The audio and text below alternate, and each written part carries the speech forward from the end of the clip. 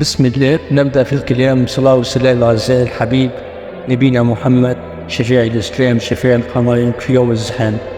أهلا وسهلا ومرحبا بكم مستمعينا الكرام في حلقة جديدة وفي بث جديد من برنامج فراس الأبوادي.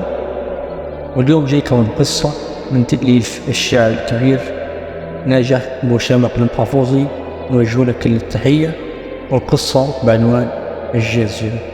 وتبدأ القصة في نجع كبير في وسط النجع، بيت كبير وبارز، وهذا النجع نزل في ربيع متوالي في الخير، إبل وغنم، خصوصا البيت الكبير مفرش حوايا وقدامه طريح الكشك وجواه صوف السمن بنت يجيبك من وين، وقدامه زجاجات حلبا في الغنم وبياض داير شطوال، وتسمع فيه الشكاوي الشايرة وخير واجد.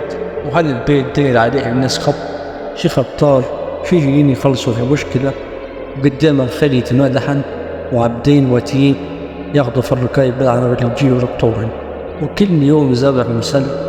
هذا بيت الشيخ حسن على صور سنة ما زال 25 عام، لكن شخصية مشهورة، شخصية قوية، ورجل كريم لا ينأني لا جار ولا يرد صاحب حاجة، ويخلص في مشاكل الوطن كله ويجي يلعب من كل مكان. هو أغنى شيخ في الوطن، رجل كبيرا ورجل بعقله وشيعة وسيم كامل مكمل، لكنه توخى في جواز وما عندهش أخ ولا أخت وحيد أمه اللي عايشة معه، ويخدموا فيه العبيد والخدم وضل عمه أصحاب النجع اللي هو عايش في وسطهم مغرقهم بالخير، لكنهم حاسدين على مكانته وعلى رزقه، ولو يصيدوا يرسوه وهو حي. وكل ما يخطط الجيزة يعرضوه عليه بأي سبب، عايشين منه يخلف ولد يرسى ويمسك المطرح بعده. وكان فيه اقتتال بين قبيلة الشيخ حسن وقبيلة أخرى، والحرب بينهم ما زال قائمة، ولكنهم في بلاد بعيد. في يوم الشيخ حسن جاه مشوار في وطن بعيد، جهزوا الركايب وخدم معاه من غير عبدين، مشى فرسة ما باش يقول الحل. خد أيام في السفر ووكل مطرحة واحد من ضلع عنا، هو الوحيد اللي حكى له على السفر هذا لين يجي. وكان السفر لبعض الأمور الضرورية والقبيلة. في أحد المدن البعيدة في نص الطريق لقيوا نجع، تكوا عليه وطبوا على بيت الشيخ النجع، ويخشوا البيت.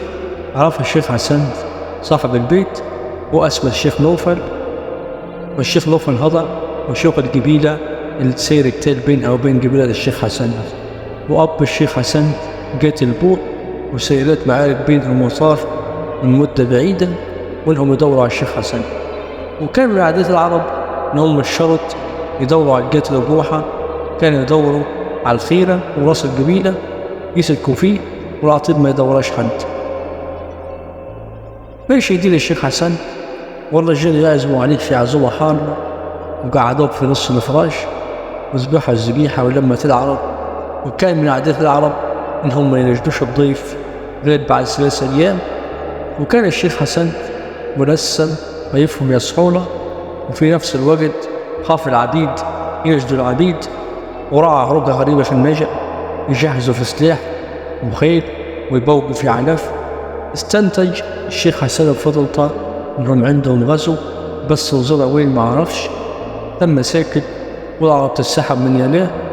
في نجعة علموا ان مسافر بس معروفة وين ماشي.